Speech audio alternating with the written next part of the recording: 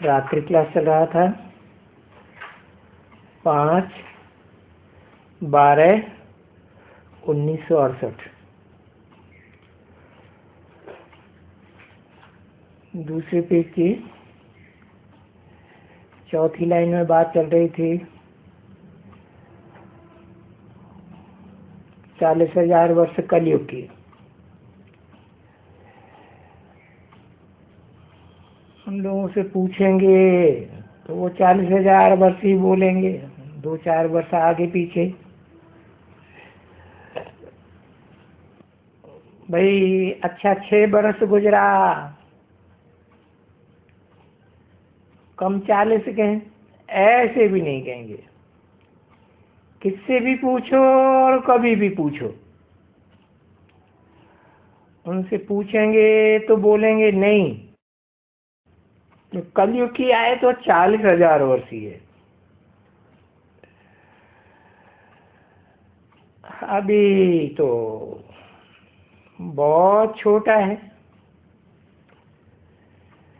तो बच्चे नई दुनिया के लिए। अब बाप तो नया नहीं है ना बच्चे, बाप तो पूरा 5,000 साल पुराना है। मनुष्य सृष्टि का बाप है ना।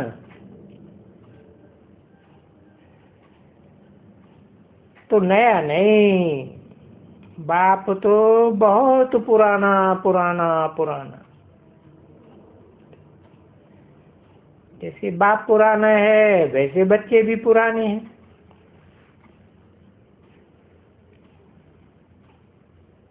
वैसे ही तुम्हारा पार्ट जो है वो बहुत वंडरफुल बातें हैं समझने की, कि इतनी छोटी सी बिंदु आत्मा में और 84 जन्म का पार्ट मुदा हुआ है, उसमें जरा भी फर्क नहीं पड़ सकता।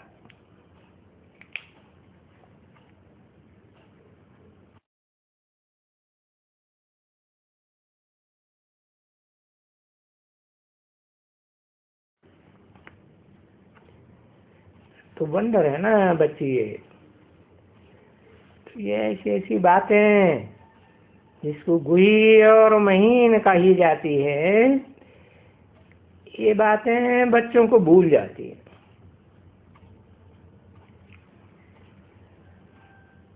अब आत्मा तो एकदम बिंदी समान है। अभी कहते भी आए हैं भक्ति मार्ग में कि आत्मा बहुत छोटी सितारे मिसल है, जो भ्रकुटी के बीच में रहते हैं। और बच्चों को समझाया भी गया है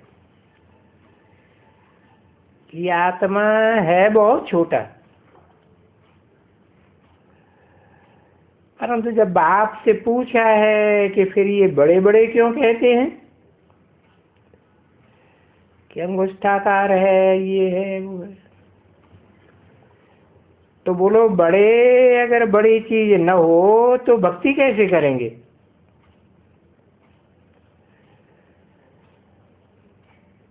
बिंदी की भक्ति थोड़ी ही होती है। बिंदु आत्मा को तो सिर्फ याद किया जा सकता है। भक्ति करने के लिए तो बड़ी रूप मूर्ति ही चाहिए, चित्र चाहिए।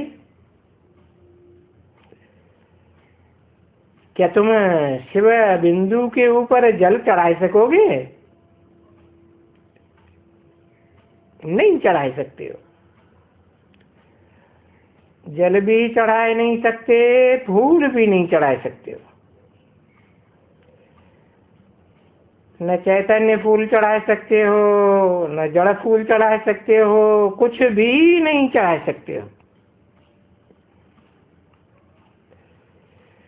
तो इसलिए भक्ति मार्ग में उसको बड़ा बना दिया है। नहीं तो गाया जाता है कि आत्मा न छोटी होती है, न बड़ी होती है, न कटती है, न फटती है, न बढ़ती है, न खत्म होती है। तो यहाँ देखो भक्ति मार्ग में तो इनको बड़ा कर दिया है।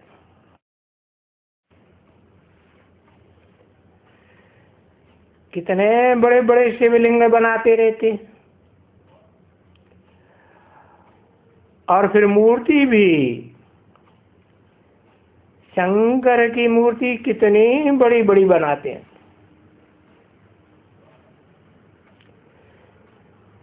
वेद का बाप कहते हैं बड़ा होता नहीं है, आत्मा कोई बड़ी नहीं होती। हाँ, पूजा करने के कारण इसकी पूजा कैसे करें? आत्मा की, बिंदु की, जबकि पूजा तो देवताओं की होती है। तो फिर बाप की भी पूजा होनी चाहिए, और वो मुख्य है पूजा, पहले नंबर की पूजा है।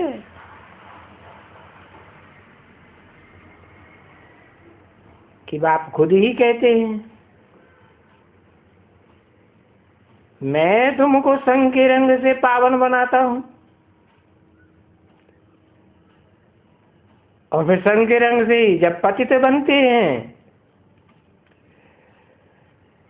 तभी जरूर तुमको मेरी पूजा पहले ही पहले करनी पड़ती है। और बाप भी ऐसे ही समझाते हैं कि तुम जो पहले पहले भक्ति करते हो वो अभिविचारी भक्ति होती है।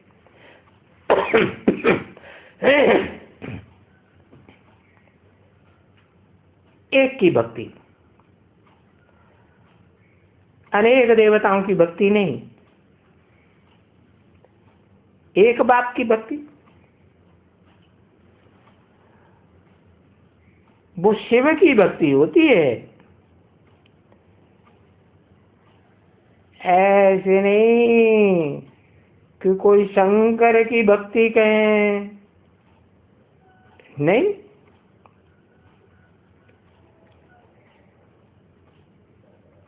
शिव निराकार,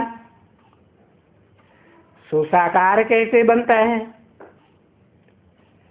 प्रवेश करता है तब साकार बनता है, तो भक्ति भी होती है। तो अभी तुम्हारी बुद्धि में आता है बरोबर कि हम पहले पहले शिव की भक्ति करते हैं, एक शिव की भक्ति, क्योंकि नंबर 1 बेविचारी भगत पहले हम बनते हैं। अभी बच्चों को अनुभव भी आता है कि बरोबर हूँ ऊपर से कैसे नीचे उतरते हैं। जैसे जैसे भक्ति अभिविचारी से विविचारी होती जाती है, हम नीचे उतरते जाते हैं।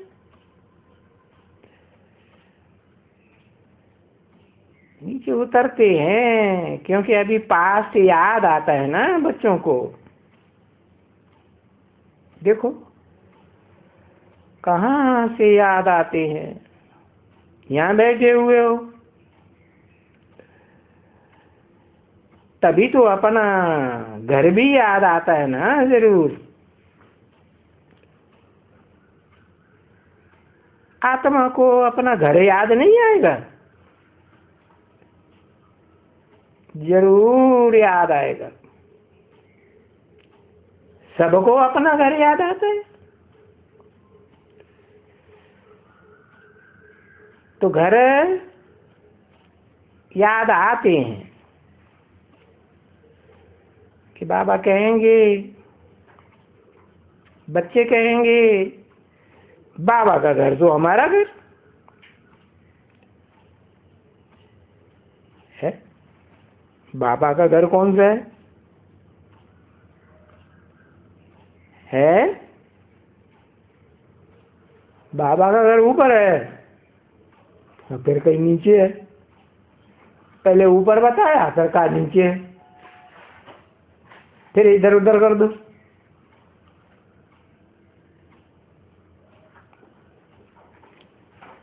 बाबा तो साकार निराकार का मेल कहा जाता है। मुकर्रर रथ में प्रवेश करे तब बाबा कहा जाता है। तो जिस मुकर्रर रथ में साकार में प्रवेश करते हैं, उसका जो शरीर रूपी रथ है, उस रथ में जो भ्रकुटी के मध्य में आत्मा निवास करती है और ज्योतिबिंदु रूप में निवास करती है कि बड़े रूप में याद आता है, ज्योतिबिंदु रूप में याद आता है ना। तो मनुष्य शक्ति का बाप है, वो शिव बाप का कहना है कि बाप तो आते हैं तो तुम बच्चों को नंबरवार समान निराकारी निर्विकारी निरहंकारी बनाते। तो जो अव्वल नंबर मुकर्रर रथ है, वो मुकर्रर रथधारी आत्मा भी निराकारी स्टेज में टिकती है। वही निराकारी धाम है भ्रकुटी के मध्य। तो वो बाबा का घर है, सो हम बच्चों का घर। ऐसे है ना बच्चे। तो बाबा भी निर्वाण धाम में रहते हैं, वाणी से परे हो जाते हैं। तो तुम आत्मा रूपी बच्चे भी निर्वाण धाम में रहते हो, जहां वाणी होती ही नहीं। आत्मा ही इतनी छोटी है तो इतना बड़ा मुख कहां से आएगा? आर्गन से वहां है ही नहीं, तो वाणी कैसे चलेगी? फिर तुम बच्चों को ये भी मालूम है कि हम शरीर में जरूर आते हैं बाद में पाठ बजाने।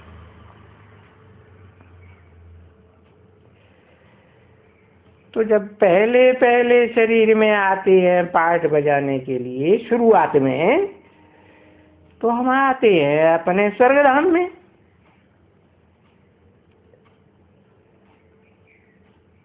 वहां से निर्वाण धाम से जब आते हो तो स्वर्गधाम में आते हो।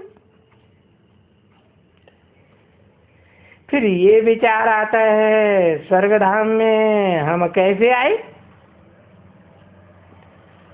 विचार आता है ना, हम स्वर्गधाम में कैसे आए? अब सभी तो नहीं आ सकते हैं साथ साथ, आगे पीछे ही आएंगे। तो फिर ये समझाया जाता है कि स्वर्ग से नरक, नरक से स्वर्ग कैसे बनता है। नाम ही है स्वर्ग, स्वस्थिति में गया माना स्वर्ग में गया है। और देह भान वाले नर होते हैं, मनुष्य। तो नरक तो नरक ही बनाएगा ना। तो नरक से स्वर्ग बनाने के लिए नरक और स्वर्ग के बीच में बाप बैठ करके पढ़ाते हैं। तो सब कुछ पढ़ाते हैं। बाप के आने से पहले तो कोई भी नहीं जानते। तुम बच्चे भी कुछ भी नहीं जानते थे, एकदम जानते थे कुछ? तो जो कुछ भी जानते हैं उनको तुच्छ बुद्धि कहा जाता है। तो इस समय में कलयुग के अंत में मनुष्य को कहा जाता है तुच्छ बुद्धि। क्यों कहा जाता है? समझ में आता है ना कि हाँ, ये स्वच्छ बुद्धि वाला बैठा है ना, इसको देखते नहीं हो? है? देखते हो या नहीं देखते हो? पहचाना होगा तो देखते हो, नहीं पहचाना होगा तो नहीं देखते हो। तुम फील करते हो कि हम अपन को तुच्छ बुद्धि समझते थे। जो स्वच्छ बुद्धि वाला बैठा है ना, इनके मुकाबले तुच्छ बुद्धि थे।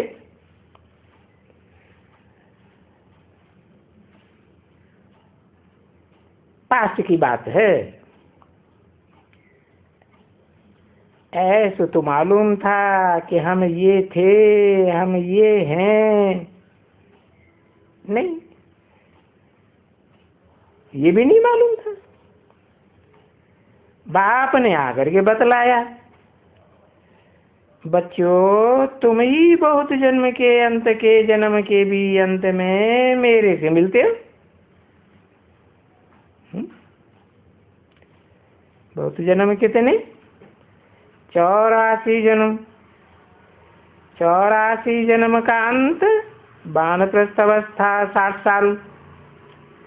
उस 60 साल के जन्म के भी अंत में जाकर के जब वानप्रस्थ से भी अगली अवस्था चौथी होती है संन्यास, संपूर्ण न्यास, संपूर्ण त्याग।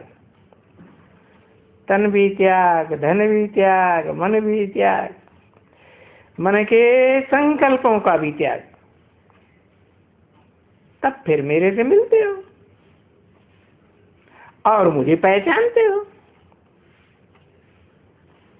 त्याग से ही भाग्य बनता है ना। तो तुमको हम अपनी पहचान देते हैं। तो बाप ने पहचान दी। क्या पहचान दी? कि मैं बिंदी हूं। है बिंदी हूं। वो बिंदी बिंदी तो सभी आत्माएं बिंदी है। खास पहचान क्या हुई बाप की? कीड़े मकोड़े भी बिंदी है? तो कोई पेक्युलरिटी की बात हुई क्या? क्या कि मैं किस मुकर्रर रथ में आके प्रत्यक्ष होता हूं? तो बाबा ने सारा इस ड्रामा को भी समझाया है। तो बच्चों की बुद्धि में बैठ जाता है। फिर नंबरवार पुरुषार्थ अनुसार है, कैसे किसकी बुद्धि में बैठता है। अब है तो बहुत सहज, इसलिए इस पढ़ाई का नाम ही रखा हुआ है सहज याद, सहज योग, सहज ज्ञान।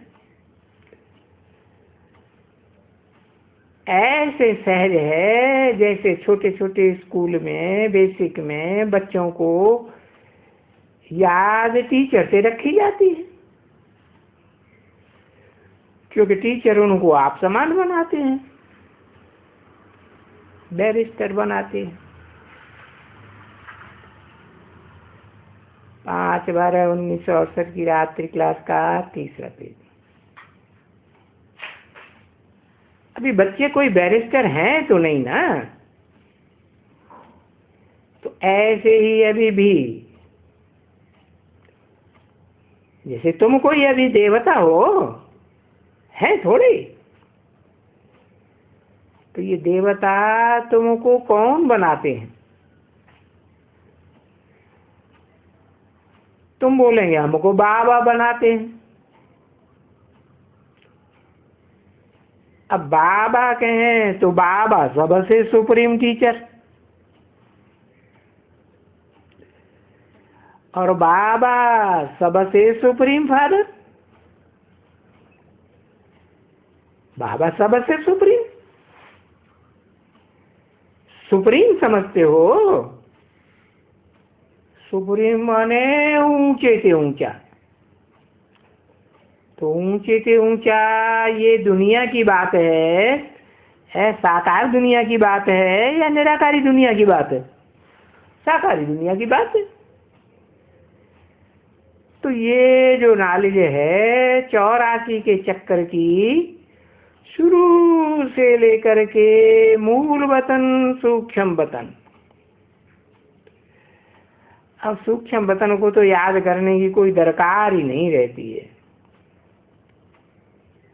बाबा कैसे हैं, मूल वतन भी याद करते हैं बच्चों को, और फिर आएंगे मूल वतन से सतयुग में। तुम बच्चे आएंगे ना, तुम सतयुग में तुम जानते हो कि बरोबर इनका राज्य था। किनका? इन लक्ष्मी नारायण का है। किन लक्ष्मी नारायण का? 16 कला संपूर्ण का कि कलातीत का? हाँ, और वो ही हम बन रहे हैं, नर से डायरेक्ट नारायण बन रहे हैं, क्योंकि 84 जन्म हमने पूरा लिया है। पूरा माने पूरा, 1 सेकंड भी कम नहीं। हम थे ये, फिर से हमको होना पड़ता है।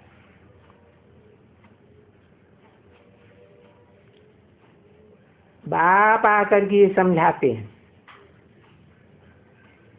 कि तुम फिर से ये कैसे बनते हो। तो बाप समझाते हैं ना बच्चे, और जो समझाते हैं वो दिल से लागू भी होता है। परंतु माया जो दिल से लागू होता है ना, उनको उगलाए देने की कोशिश करती है, उल्टी कराई देती है। बाप ने तो समझाया है ना बच्चों को, बच्चे लड़ाई के मैदान में हो,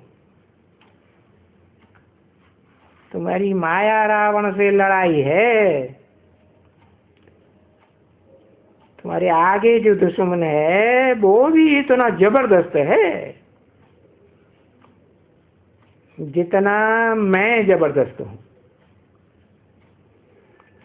जितना मैं शक्तिवान हूं, इतना रावण भी शक्तिवान है।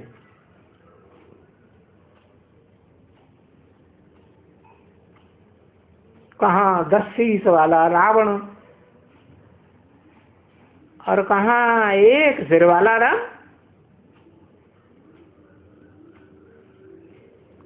शक्तिवान तो दोनों है। अभी ये बातें तो किसी को पता ही नहीं है ना बच्ची। रावण राज्य कहते तो हैं, परंतु उनको पता थोड़ा ही पड़ता है कि रावण राज्य क्या है? वो जानते थोड़े ही हैं कि व्यभिचारी राज्य को रावण राज्य कहा जाता है। नहीं तो एक राजा का राज्य होना चाहिए, मंत्रियों की भी दरकार नहीं।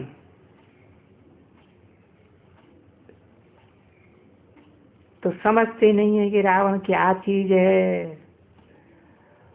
और ये भारत में ही ये कथाएं वार्ताएं या जन्म शिव जयंती भारत में है, और रावण की जयंती भी भारत में है।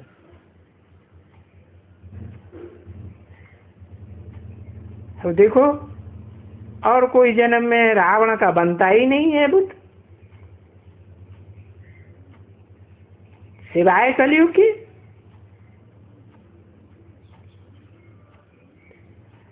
अब तीनों धर्मों में जो मुख्य मुख्य धर्म है, इस्लामी, बौद्धिक, क्रिश्चियन, इस दुनिया के,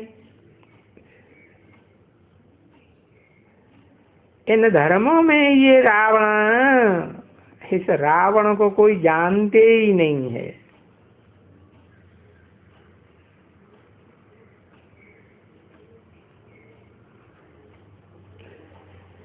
क्योंकि तुम ही जानते हो, तुमको ही बाप समझाते हैं। भले रामायण के उनमें बड़े गड़बड़ सड़बड़ सब लिख दिया है, बाप बैठ करके समझाते हैं, बच्चे ये जो कुछ भी है भक्ति मार्ग में, और ये जो भक्ति मार्ग में जो कुछ भी करते हैं रावण को, और जो अपन को पुजवाते हैं ना बरोबर, तो जो अपन को पुजवाते हैं हिरण्याकश्यप, हिरण्याक्ष, तो उनको देखो दैत्य कहा जाता है।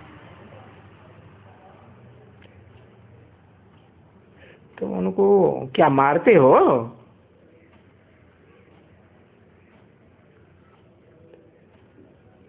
कैसे होते हैं ना,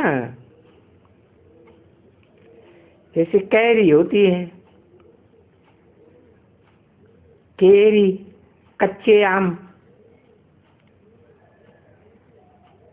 तुमने कभी कच्चे आम नरसिंह को मारे हैं?